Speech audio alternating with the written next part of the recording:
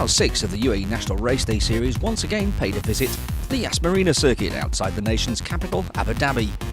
Two championships were battling it out this weekend, the Total UAE Touring Cars and the NGK UAE GT Cars. With a smaller field than usual, the GT car rounds were combined with the two 15-lap touring car races.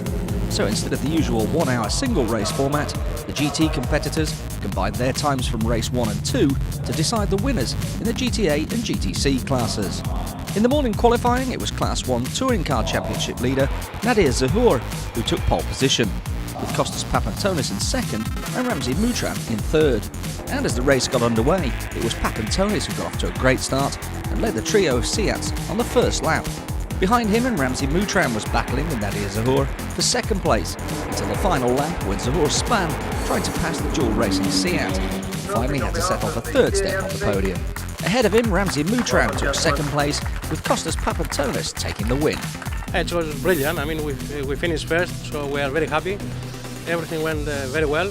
We had a very good start, and that was the starting point of this win. And then we had a steady pace, no issues with the car, and that's it. In Class 2, the current championship leader Umair Khan's day was made easier, with Aslan Mulla not racing, and fellow lap 57 driver Rupesh Chanaki starting from the rear of the grid. No surprise in the result then, with a faultless 15 laps from Khan in race 1, seeing him cross the line in first place. Behind him, and Nabil Moutran finished in second place in a Renault Clio Cup car, loaned from the Need for Speed team. Meanwhile, Rupesh Chanaki fought back to take a well-deserved third place. Got a very bad start. Jonathan got me on the launch. He stayed ahead for 2 laps, and then I got the lead afterwards. And I just wanted to maintain it so I just kept the pace and then finished P1, and that's what I wanted today. Hopefully, same I would be able to repeat for race 2, and that should give me a lead in the championship.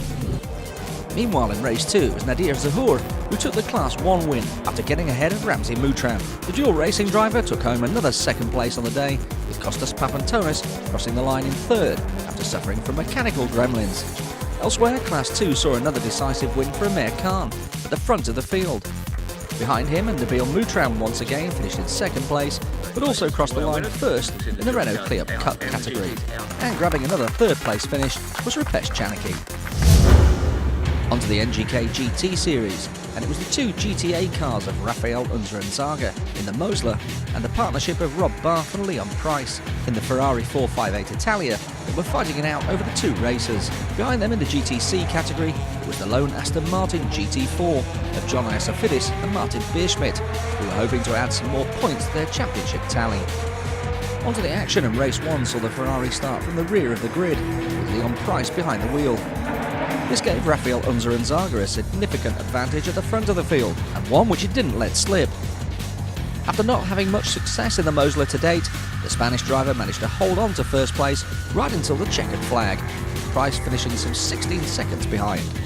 Race 2, and this time it was the job of Rob Barth in the Ferrari to claw back the time difference lost in the first race, and as the two GTA cars stormed their way through the field of touring cars, it was the experienced Rob Barth who closed the time gap and eventually overtook Unzurzaga to take the win. The Ferrari has been quicker than us, but I am happy. It has been a nice weekend, nice weather.